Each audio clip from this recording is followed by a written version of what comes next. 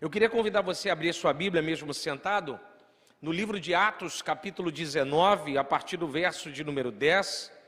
Eu não posso fazer a leitura de todo o capítulo, até o verso 41, pela extensão do texto, que senão tomaria um tempo assim, muito grande. A leitura é importante, mas assim, eu vou pegar só os pontos aqui, 3 versos principais, e vou fazer a exposição dentro da ideia do que o texto está querendo falar para nós a respeito sobre relevância. Atos capítulo 19, a partir do verso de número 10. Nós vamos ler os versos 10, 11 e 12, e depois o verso de número 20 do mesmo capítulo. Isto durou uns 2 anos, de modo que todos os habitantes da Ásia, judeus e gregos, ouviram a palavra do Senhor. E Deus fazia milagres extraordinários por meio de Paulo, a ponto de levarem os seus enfermos lenços e aventais do seu uso pessoal, diante dos quais as enfermidades se afastavam das suas vítimas e o espírito maligno retiravam-se de todas elas. Verso de número 20. Dessa maneira a palavra do Senhor crescia e prevalecia poderosamente. Curve a sua cabeça. Deus bendito, louvamos o seu nome, te engrandecemos, Pai, na beleza da sua santidade. Pai, fale conosco através do seu texto sagrado, através do teu santo evangelho. Revela-nos quem tu és, através da sua palavra, nessa manhã de graça e de glória e de comunhão. Te louvamos e bendizemos em seu nome, em nome de Jesus. Amém. Esse texto é a terceira viagem do apóstolo Paulo de missões.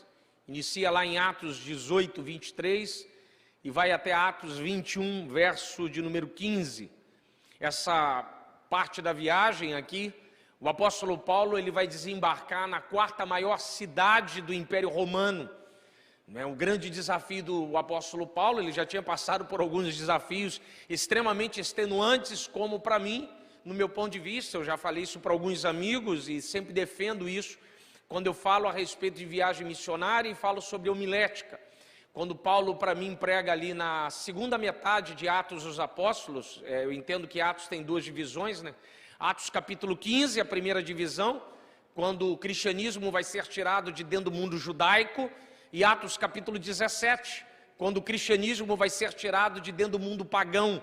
E Paulo, em Atos 17, para mim, é a maior pregação do apóstolo. Vai pregar em Atenas, diante dos epicureus e estoicos ali no Areópago. Ele consegue falar sobre Jesus sem citar o nome de Jesus, só falando os nomes da filosofia grega. E ali a inteligência de Paulo é amplificada, mas a palavra de Paulo na pregação ali não surge o efeito que ele esperava. Poucas pessoas se convertem, Dionísio, Areopagita, Dâmaris e algumas outras mulheres. Mas já em Éfeso é diferente. O desafio em Éfeso era extremamente grande, como em Atenas. Éfeso, nessa época aqui, a gente está falando de uma cidade de 500 mil habitantes, mais ou menos, a 4ª maior cidade do Império Romano, ali capital da Ásia Menor, uma cidade extremamente pujante e importante. Até hoje tem ruínas da cidade de Éfeso. Eu tenho um amigo que tem uma caravana muito famosa, um amigo pessoal, que é o Dr. Rodrigo Silva, o arqueólogo. Ele sempre faz uma caravana lá para Israel e para Éfeso, para as igrejas do Apocalipse. Eu sempre brinco com ele a respeito da beleza de Éfeso. Tantos anos já se passaram e Éfeso continua de pé. E ele de vez em quando me manda umas imagens bonitas, inclusive lá a famosa imagem da biblioteca de Éfeso, ali da sua ágora, das suas ruas. Éfeso era uma cidade cosmopolita, igual São Paulo, igual Rio de Janeiro. Gente de toda parte do império, vários idiomas. Quem já viajou aqui, já foi à Europa, sabe. Dependendo do lugar da Europa, você chega no centro da Europa, você ouve idiomas de toda parte do mundo.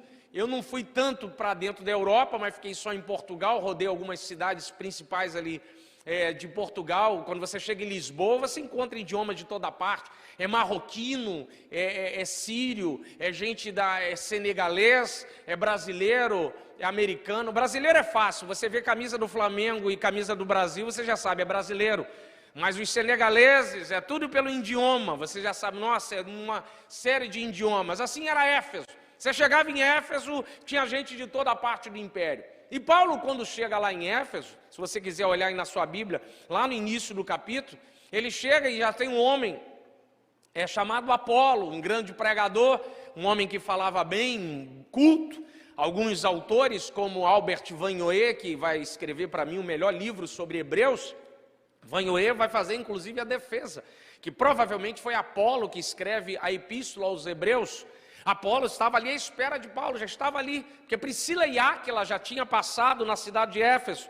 Se você olhar na sua Bíblia, a partir do verso 24 ao verso 28 do capítulo 18 de Atos, Priscila e Áquila já estavam em Éfeso antes de Paulo chegar. Eu tenho um amigo chamado Douglas do Carmo, que terminou mestrado agora na PUC. Ele escreveu um livro sobre Priscila e Áquila e ele faz uma defesa do ministério de Priscila e Áquila como plantadores de igreja em Éfeso. Então Paulo já chega em Éfeso com a coisa já andando, com um ministério já andando de pessoas que se tinham iniciado a obra, que é uma mulher, Priscila e Áquila. E ela já tinha tido contato ali com Apolo. E quando Paulo chega, encontra ali, do verso de número 2 até o verso de número 7, ele vai encontrar ali 12 homens que conheciam o batismo de João. Na sua Bíblia, diz que Paulo pergunta: recebeste o Espírito Santo? Verso de número 2. E eles responderam: nem sequer ouvimos que existia o Espírito Santo. Deixa eu fazer uma defesa a respeito desse texto em português. O Joaquim José Jeremias, da Teologia do Novo Testamento, da editora Agnus, Jeremias diz o seguinte, que provavelmente o mais próximo que a gente pode chegar da tradução do grego seria: não sabíamos que o Espírito havia retornado. Porque os discípulos de João sabiam da existência do Espírito, mas sabiam que o Espírito havia se apagado em Malaquias. Havia uma promessa.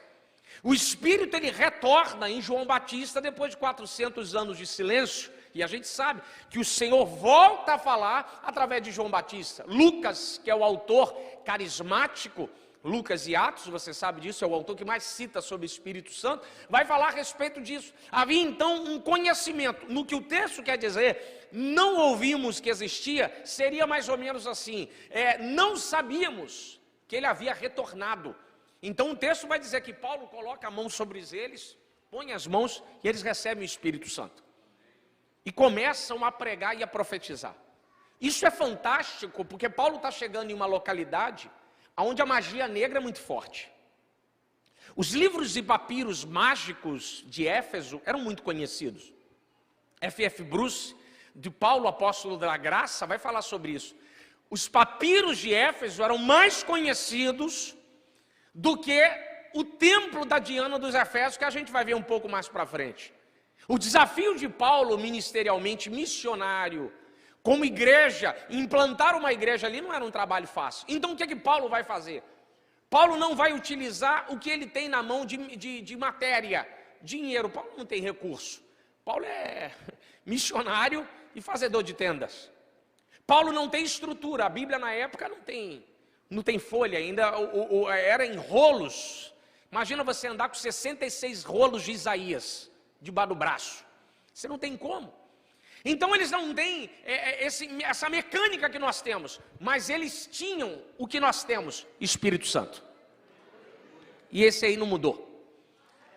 Ele pega 12 homens mais ele e começam a pregar, evangelizar, anunciar na autoridade e ousadia do Espírito Santo. Sem megafone, sem internet, sem microfone, sem carro, sem avião, sem nada. Só no poder do Espírito Santo. 500 mil pessoas. Quantas pessoas tem em São Gonçalo? 1.130.000. 500 mil pessoas na época. É muita gente. Para a época, quando você fala de habitantes em cidades na época, 500 mil pessoas é muita gente. Só para você ter uma ideia, Caná da Galileia, João 2, tem 70 habitantes. Por isso que os discípulos vai com as esposas e mais os habitantes vai acabar vindo. Tem 70 habitantes em Caná da Galileia, você leva 90, acabou o vinho. O pessoal vai acabar o vinho. Cafarnaum tem 1.000 habitantes, aproximadamente. Éfeso, 500 mil. Então é muita gente. E Paulo não se sente menor a respeito daquilo ali. E o que o texto vai dizer na sua Bíblia? Verso 8 e 9. Paulo começa a pregar de maneira ousada, dissertando e persuadindo na sinagoga durante 3 meses. Porque Paulo fazia assim, ele encontrava uma sinagoga como ponto estratégico de pregação, utilizava ali a estrutura da sinagoga e começava a pregar o evangelho. E durante 3 meses ele começa a pregar o evangelho. Mas aí você já sabe como é que o apóstolo Paulo, né? Por onde ele passa tem confusão, não tem jeito. Então ele começa a pregar no verso de número 10, no verso de número 9, diz o seguinte: como algum deles se mostravam endurecidos, descrentes, começaram a falar mal do caminho diante da multidão.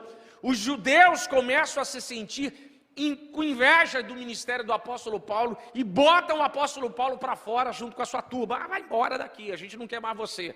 E no verso de número 9, Paulo então afastou-se dele e separou os discípulos, passando a ensinar diariamente na escola de Tirano. As ruínas da escola de Tirano, segundo a arqueologia, né, o meu amigo aí, o doutor Rodrigo Silva, que a arqueologia esse tira de letra, ele vai dizer que a escola de Tirano, pastor, ficava no centro de Éfeso. Ela dava para olhar da porta da escola de Tirano, você conseguia enxergar o templo da Diana dos Efésios. Rapaz, o templo da Diana era um negócio fantástico. 37 metros de comprimento, 6 metros de altura, 127 colunas de mármore pentérico, negócio fantástico. Uma das 7 maravilhas do mundo antigo, segundo Antípatro de Sidom. Gente do mundo inteiro afluía a Éfeso para ver a beleza do templo. Éfeso era era uma das 3 maiores cidades sagradas do mundo antigo. Atenas, Jerusalém e Éfeso. Então Paulo pregava numa escola de Tirano. O texto vai dizer, no verso de número 9, diariamente, durante 2 anos. O Códex de Beza do século VI vai trazer uma notinha lá de rodapé, que Paulo pregava de 11 da manhã às 4 da tarde, todos os dias, de 11 da manhã às 4 da tarde, olhando para a idolatria da cidade, mas pregando na ousadia do Espírito Santo. Não se sentindo incomodado pelo espírito maligno que pairava Éfeso, mas tendo a plena consciência que Deus é maior do que qualquer coisa. A nossa diferença é como nós encaramos as nossas dificuldades. Deixa eu fazer um link rápido e voltar. Davi, ele consegue matar Golias e sair bem, porque Davi nunca viu Golias como grande, ele via Golias como alto. Não confunda a altura de problema com grandeza. Grande é Deus, o problema só é alto, só Deus é grande.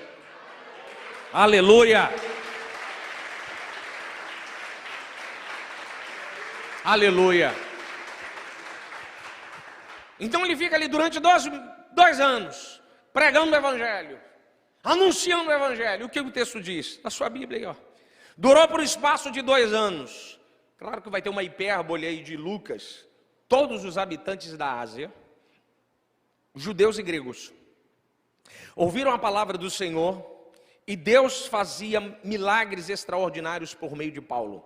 Verso 12 que nós lemos, a ponto de levar aos enfermos lenços e aventais do seu uso pessoal, diante dos quais enfermidades se afastavam das suas vítimas e o espírito maligno se retiravam de todas elas.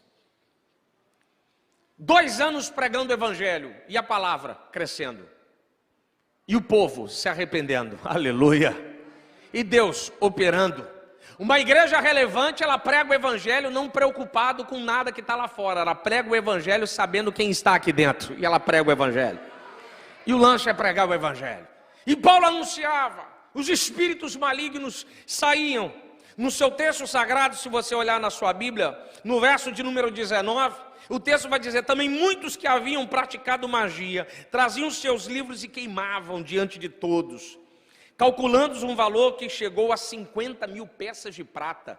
50.000 daria aí, cada peça de prata era um dia de trabalho. 50.000 dias de trabalho, pastor. Uma fortuna queimada em artes mágicas. Porque o evangelho é assim. O evangelho traz para nós uma consciência de mudança. Hoje eu tenho visto algumas pessoas pregando o evangelho da sensação. Pessoas procuram Cristo para sentir. O evangelho foi feito para você refletir. Você reflete o evangelho e se arrepende dos maus caminhos. Então o evangelho ele vem como uma bomba sobre a nossa mente. Paulo, quando pregava ali durante 2 anos de maneira ininterrupta, ele estava colocando as bases de uma igreja poderosa em Éfeso. Não olhando a quantidade de gente que tinha lá fora, se tem 500 mil, se os judeus são contra, se tem Diana dos Efésios, se tem magia negra, mas na consciência do que ele pregava.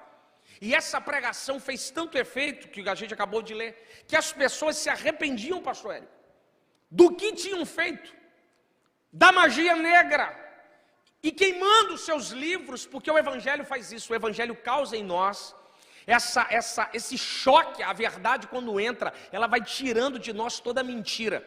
Porque deixa eu usar um termo aqui, menos técnico. Porque o diabo ele não pode criar nada. O diabo ele não cria mentira. A mentira é uma palavra, é a verdade ferida na sua essência. Ele pegou a verdade e feriu na essência. Então ele vai tentar deturpar uma palavra já dada. Então ele fere. Então existia nos homens uma mentira de magia negra, de falsos ídolos, mas quando Paulo expunha o texto, dizendo que só Cristo pode ser adorado, só Cristo pode ser reverenciado, o Espírito Santo fazia a obra, e as pessoas se arrependiam dos seus pecados, e quando eles começaram a queimar ali, aleluia, começou a dar prejuízo. O texto diz que era 50 mil peças de prata. Paulo começa a pôr ali as bases da igreja, e agora a igreja, pastor Érico, ela começa a mexer na estrutura não só religiosa, mas começa a mexer na estrutura social e começa a mexer na estrutura econômica. Porque assim como o F.F. Bruce vai dizer, do Paulo Apóstolo da Graça, da Cheia de Publicações, é um livro muito bom, aqui eu indico, se você quiser conhecer sobre a história do apóstolo Paulo, pode comprar. Se não tiver dinheiro, fala com o pastor Érico. Ele vai orar por você e Deus vai prosperar a sua vida e você vai comprar. É um livro muito bacana do Cheia de Publicações. E ele vai dizer ali que os papiros mágicos eram muito famosos. Mexia em toda a estrutura econômica. Ou seja, havia um sistema econômico em volta da idolatria e da magia negra. O que o evangelho chegou e falou assim: acaba com tudo. Para tudo. Para com tudo, acaba com tudo. Começou a mexer na estrutura econômica da cidade. A coisa começou a ficar muito complexada. Então o que vai acontecer? A partir do verso de número 23, queria que você olhasse na sua Bíblia. Atos capítulo de número 19, a partir do verso de número 23, uns homens que trabalhavam numa espécie de cooperativa, se reúnem através do seu líder, um homem chamado Demétrios. E o texto vai dizer, a partir do verso de número 26, estás vendo e ouvindo que não só em Éfeso, mas em quase toda a Ásia, este Paulo tem persuadido e descaminhado muita gente, afirmando não serem os deuses feitos por mãos humanas. Não há somente da nossa profissão cair em descrédito, como também do próprio templo da grande Diana, perder a sua reputação e ser destituída de toda a sua majestade, aquela que em toda a Ásia e o mundo adoram. Quando ouviram isso, encheram de furor e clamavam: grande é Diana dos Efésios. Rapaz, esse cara aqui entendeu muita coisa que tem muito teólogo no que não entende. O que Demétrio dizer? O que Demétrio conclui? Que o evangelho de Paulo solapa qualquer idolatria. Que aonde o evangelho chega, tudo que é de mentira cai. Não tem mentira que fique de pé quando a palavra do evangelho entra. Não tem estrutura maligna, não tem estrutura diabólica, não tem nada que fique de pé quando uma igreja marcha diante da face da terra, porque as portas do inferno não prevalecerão contra a igreja do Senhor. Aleluia! Aleluia!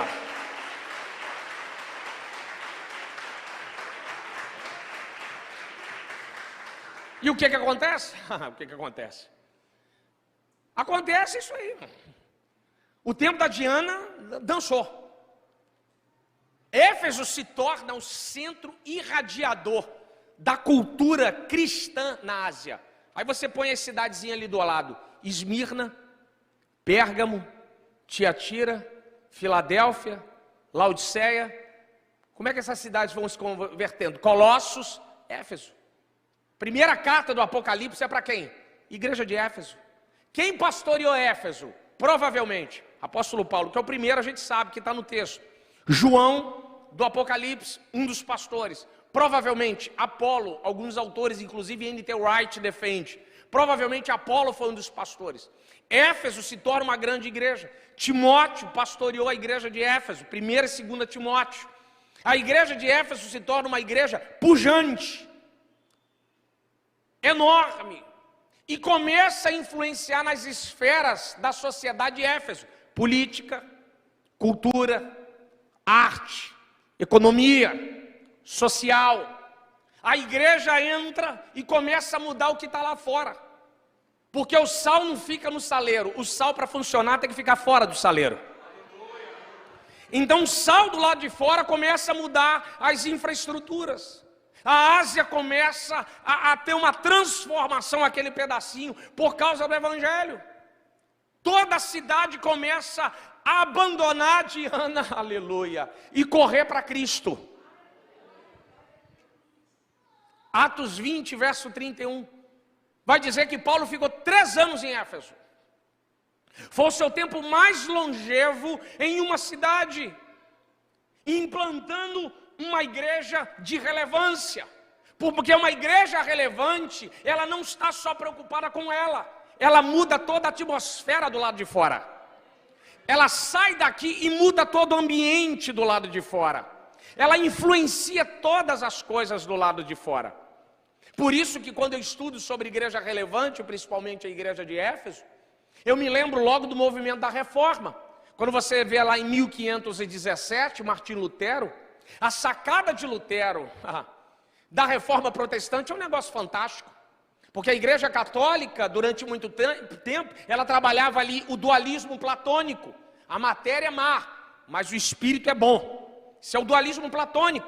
Agostinho, eu gosto muito de Agostinho, tem quase tudo de Agostinho em casa. Mas Agostinho chegava a dizer que o celibato era melhor do que o casamento. Agostinho chegava a dizer que o trabalho com oração era muito mais superior do que o trabalho do artesão. Esse dualismo separando mundo secular de mundo espiritual começa lá neles. Depois você vai ter o aristotelismo, Tomás de Aquino, da Suma Teológica, fazendo essa separação, natureza e graça. O importante é a graça, a natureza nem tanto. Esse tipo de dualismo, esse tipo de separação, separa a igreja de ambientes extremamente importantes. Aí cresce o movimento monástico, onde os homens preferem contemplação, oração e jejum do que trabalho. Existe na história do monasticismo, pastor Érico, a coisa muito, muito triste, que alguns monges chegavam a contratar pessoas analfabetas para se tornarem monges. E eles diziam, não ensinaremos a letra, porque esse só foi chamado para o trabalho. Eles consideravam o trabalho como algo menor. E isso tirou a igreja de posições da onde? Da política, da arte, da economia, da ciência. Foi separando a igreja em núcleos. A igreja só vai cuidar dela e da família. O resto dá na mão do diabo. Paulo não pensava assim. A igreja é minha, mas a cidade também é minha. E esse tipo de dualismo separou a igreja de muita coisa lá fora. Aí vem Lutero.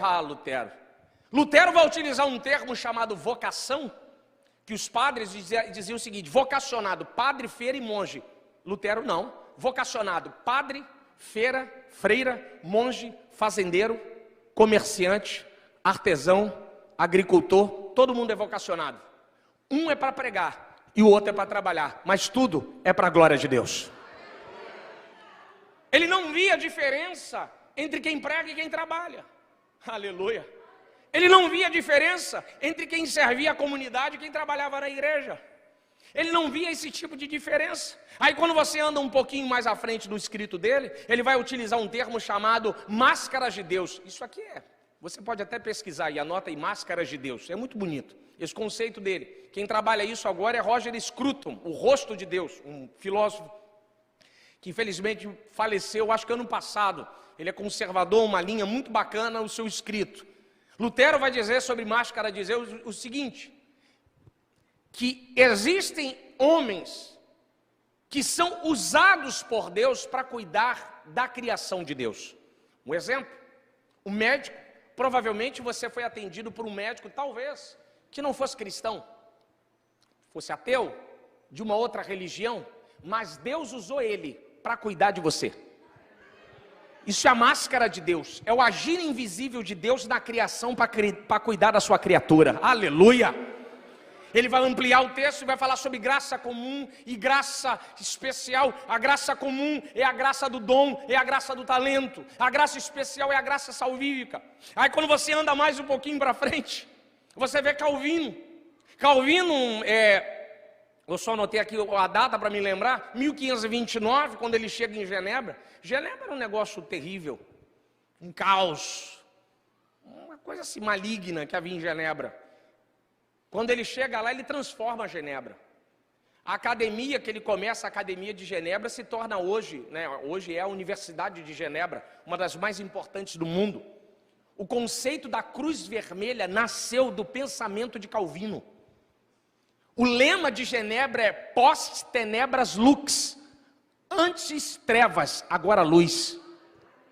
Genebra mudada. Se torna, como o Bieler vai dizer no livro, História Sociocultural de Calvino, Movimento Sociocultural e Econômico de Calvino em Genebra, Bieler vai dizer que Genebra é a maquete viva do reino de Deus na terra. Por causa da reforma protestante, por causa de pensamento de Lutero como de Calvino, a Europa explode em cultura e em desenvolvimento. Porque uma igreja relevante é assim, ela influencia tudo. Ela movimenta a economia, arte, política, administração, ela muda ambiente, ela sai mudando tudo. Porque a igreja tem esse poder. Irmãos, nós pecamos no Éden. O pecado veio e a gente caiu, a chamada queda. Mas o mandato cultural continua, crescer e multiplicar. Quando você vê lá em Gênesis, ele diz assim, com dor gerarás e com dor comerás o fruto da terra. A palavra dor em hebraico ali, a mesma palavra dor para parto, é a mesma palavra dor para comida. O que ele está dizendo? Para você fazer geração vai doer, e para você comer vai doer. Ou seja, o pecado veio, mas o nosso trabalho continua, só que está mais difícil. A gente ainda continua fazendo cidades, a gente ainda continua construindo carro, a gente ainda continua estudando, a gente continua escrevendo livro, a gente continua ainda fazendo música, ou não continuamos? A gente continua vendo filme, série, indo para teatro. A Europa, num período da reforma, quando ela explode em cultura, todo movimento que está ao alcance do homem é transformado, de arte à ciência. Toda a inteligência humana foi refletida através do movimento da reforma, porque eles compreenderam que trabalho é para a glória de Deus. Eles não tinham diferença entre pastorear e trabalhar, tudo é para a glória de Deus. O homem não precisava abandonar o trabalho para se dedicar ao ministério, porque ele tinha um chamado para ser comerciante. Então Lutero vai dizer, se você fizer, você vai glorificar a Deus com aquilo que você faz. Por isso que os alemães vão crescer nesse ambiente, e você vai ver Bayer, BASF, Audi, Volkswagen, tudo de ponta. As melhores coisas são as coisas alemães. Você vai ver os grandes filósofos, os grandes pensadores, a melhor teologia é a teologia alemã, os grandes nomes. Você vai ver um boom de cultura na Europa. Calvino, você chega lá na Suíça, a Suíça é conhecida como o quê? A sede das Nações Unidas, a sede dos bancos. Calvino na época tinha colocado imposto, se você xingar palavrão, você é multado. Se ele viesse para o Rio de Janeiro, ele ficaria rico. Xingou palavrão é multado, sujou a rua é multado.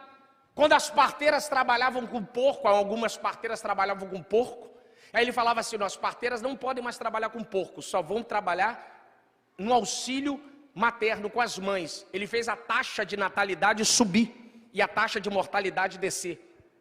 Foi uma das primeiras cidades a ter calçamento, esgoto separado, uma série de estruturas. Ou seja, houve uma luz ali, porque a igreja influenciou, assim como Paulo influenciou em Éfeso. Aí quando eu ando um pouquinho mais para cá, nesse nosso tempo que nós estamos vivendo, principalmente nesse nosso ambiente do Brasil, eu vejo que de um tempo para cá, não colocar aí modernidade, pós-modernidade, esse momento, a igreja só se preocupou com família e igreja. Não, tudo é do diabo. Deixa tudo lá na mão do diabo. Aí a gente está sofrendo, porque a gente ensinou os filhos a orar, jejuar e não fazer sexo antes do casamento, mas não ensinamos eles a pensar.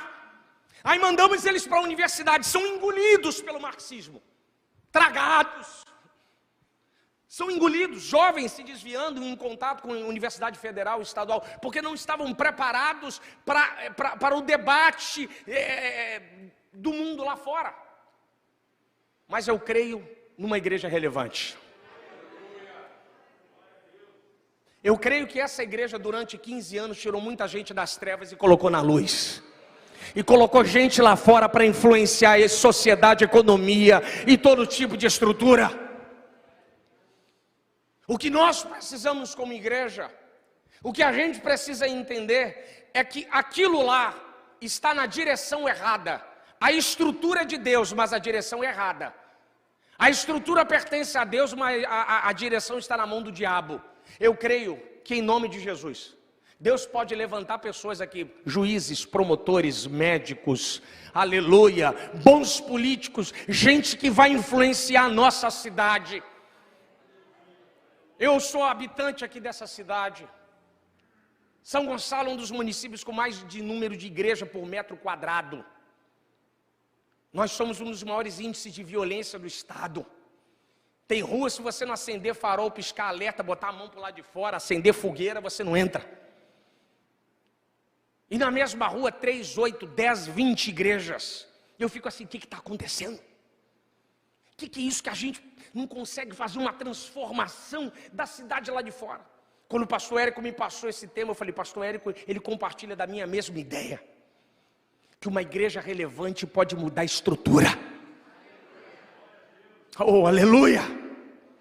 Assim como Lutero e Calvino transformaram a Europa, eu creio que essa igreja pode transformar esse bairro. Pode fazer a coisa pujante. Você é vocacionado, meu irmão.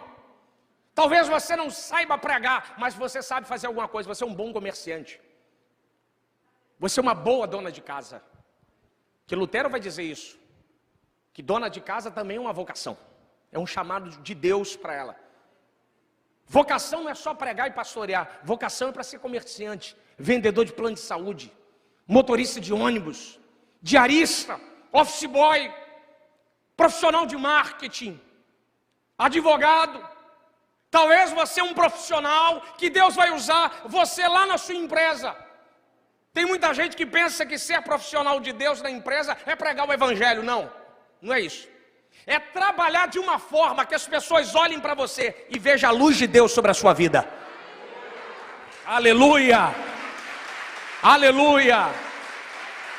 Aleluia!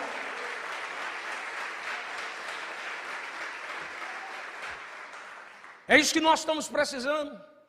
De uma igreja relevante que saia, que não jogue lixo em via pública, que cuide do próximo, que ajude o próximo, que se levante no ônibus para dar lugar a uma pessoa que precisa, que ajude uma senhora a levantar uma sacola e atravessar uma rua. Isso é uma igreja relevante.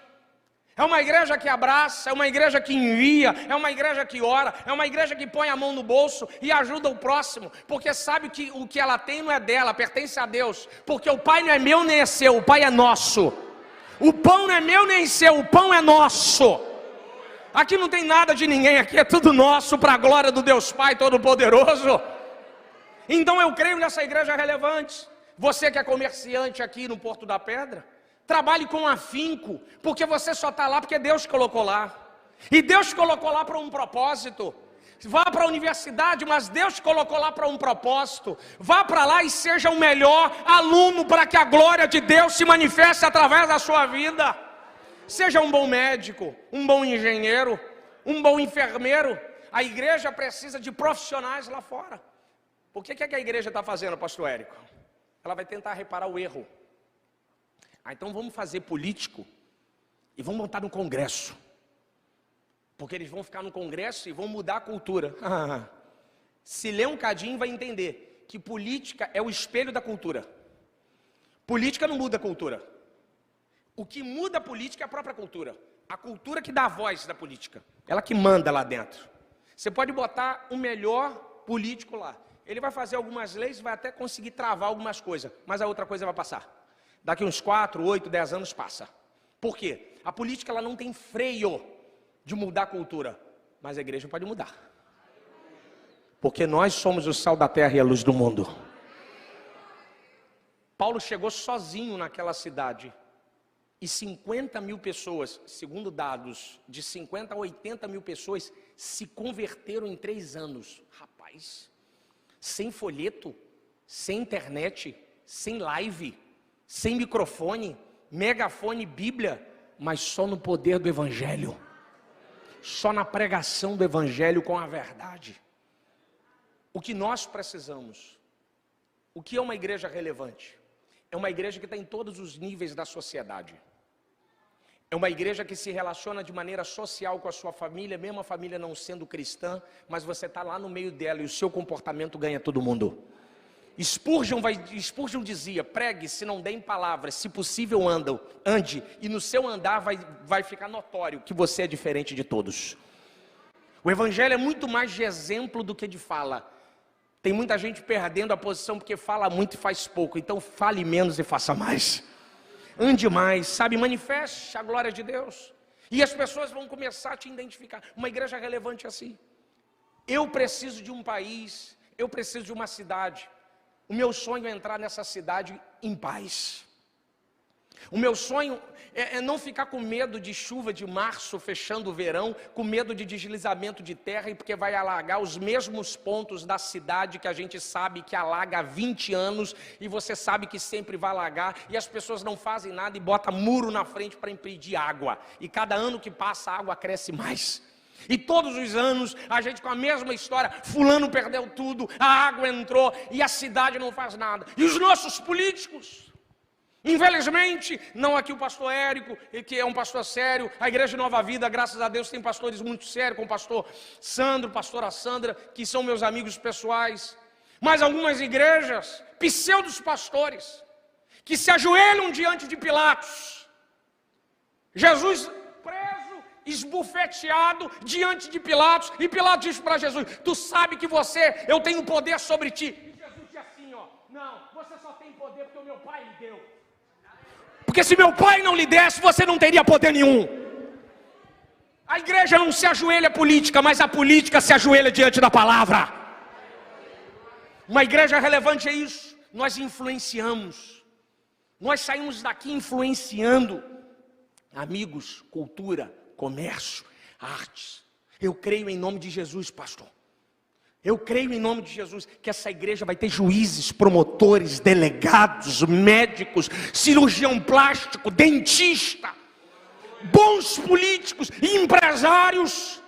Essa igreja vai se tornar uma igreja pujante, uma igreja que vai crescer relevante. As pessoas vão vir de outros estados para conhecer a nova vida do Porto da Pedra, que tem mudado a cidade de São Gonçalo. Aleluia!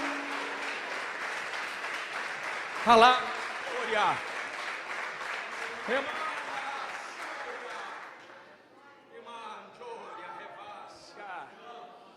Oh, aleluia!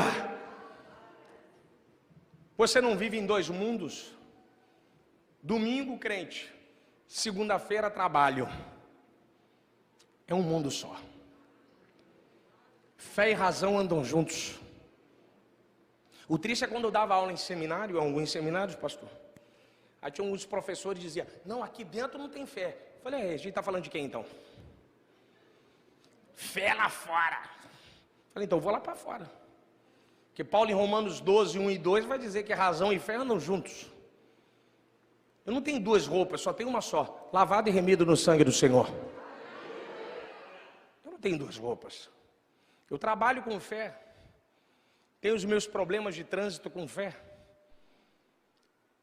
Tenho as situações da vida com fé. João 16:33, no mundo tereis aflições, mas tem de bom ânimo. O que você não pode esquecer é que por onde você for, você é a nova vida do Porto da Pedra. Aonde você for.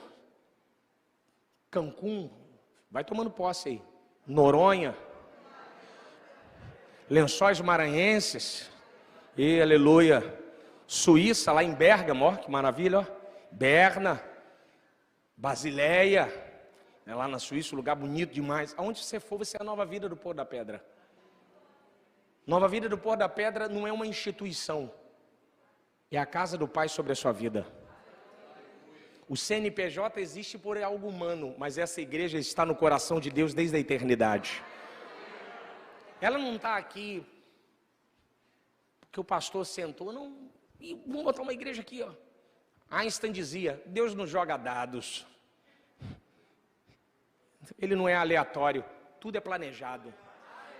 Deus sempre quis que essa igreja ficasse aqui. Aqui é a casa dele. Aqui é a hospedaria dele. Pastor, por que eu moro no Porto da Pedra? Por que eu não moro em Caraí? Ué, filho, você quer ir para Caraí, você vai.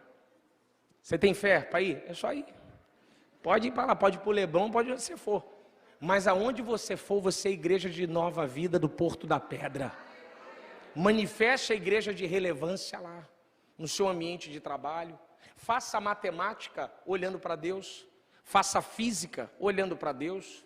Seja filósofo olhando para Deus. Seja arquiteto olhando para Deus.